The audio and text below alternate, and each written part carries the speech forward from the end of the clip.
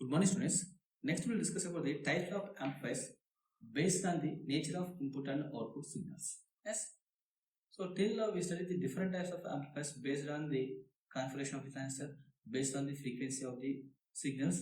Now, we will study the classification of amplifiers according to the input and output signals.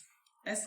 So, according to nature of input and output signals, amplifiers are divided into 4 types.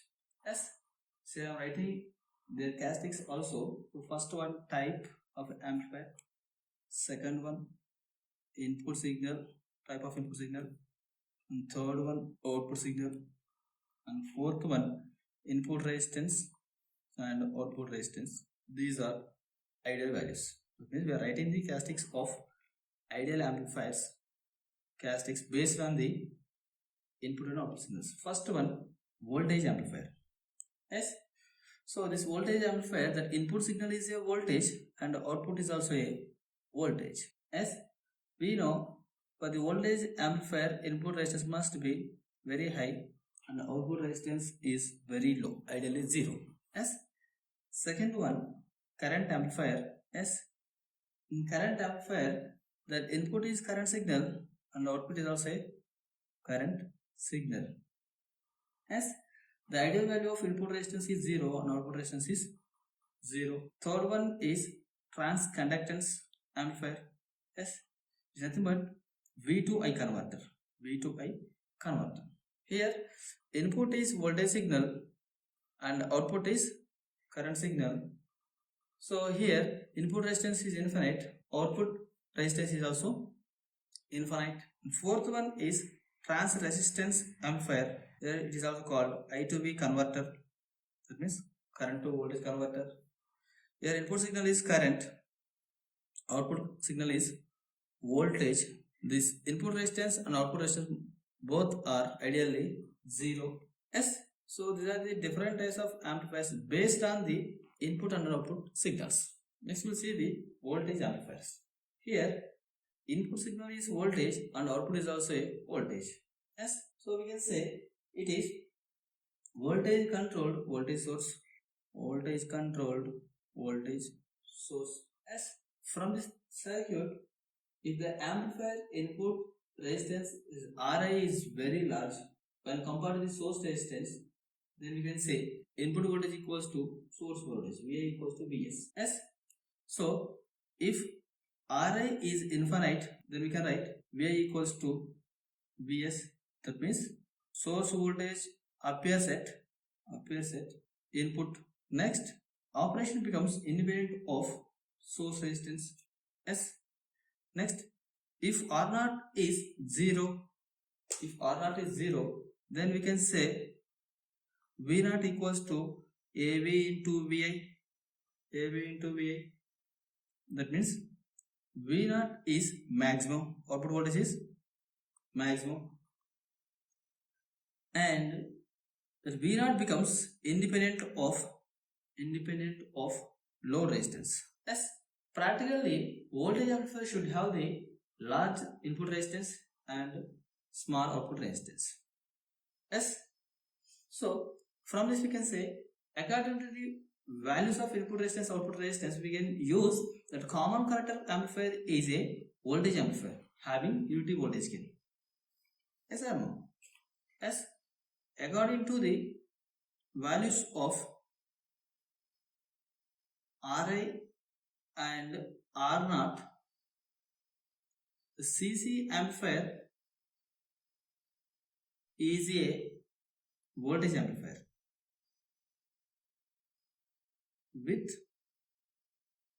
AV equals to 1. Yes or no? Why? Because the input resistance and output resistance of this voltage amplifier is similar to the common collector amplifier. Yes. Next, current amplifier. Here input signal is current signal and output is also a current signal. So we can say it is a current dependent current source. It is current dependent current source. Yes. So here we are saying the ideal characteristics of input resistance is 0. What happens if Ri equals to 0? Yes. So we can write input current Ia equals to Is, and second one we can say the operation becomes independent of Rs. Operation becomes independent of Rs source resistance. Yes. In second case, if R0 is infinite, output resistance is infinite, then we can write this output current or load current IL equals to AI into II. That means IL is maximum. Yes or no? Yes. Second point we can write this IL becomes independent of load resistance or load. Yes. So from this we can write a current amplifier should have the low input impedance with high output impedance. Yes. A current amplifier should have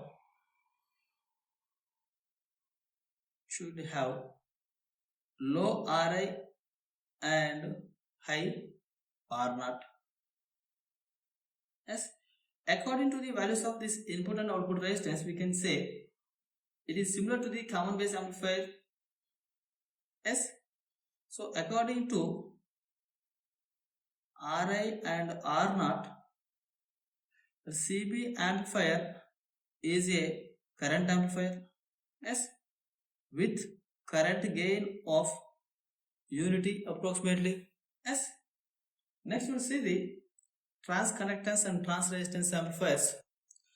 Here the input signal is voltage and the output signal is current. So we can say it is voltage dependent current source.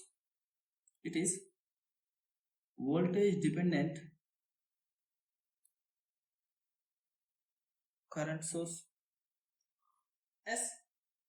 So in the transconductance amplifier, the output current is proportional to the signal voltage independent of Rs and RL. Yes. So we can write in transconductance amplifier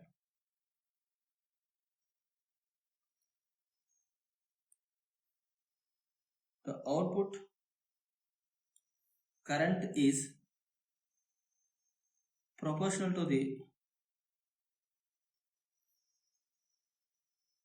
input voltage independent of source resistance and load resistance. Yes. An ideal amplifier must have here an ideal amplifier must have Ri equals to infinite and R0 equals to infinite. Yes, but practical Ri must be greater than Rs and R0 must be greater than RL. Yes, then it can act as a transconductance amplifier. Next we'll see the trans resistance amplifier. Here this is trans resistance amplifier. Here input signal is current signal and output is voltage signal. Yes. Here the output signal voltage is proportional to the input current independent of this Rs and RL. Yes, it is a current dependent voltage source. It is a current dependent voltage source. Why? Because the output is voltage. Yes. In trans resistance, the output voltage is proportional to the input current independent of RS and RL, source resistance and load resistance. As an ideal amplifier must have RS equals to 0 and RL equals to 0. Yes. But practical, this RI is less than RS and R0 is less than RL. Yes, it is completely opposite to the transconductance amplifiers. Yes, this is about the different types of amplifiers based on the input and output signals. Yes, next we will see the feedback amplifiers. Thank you.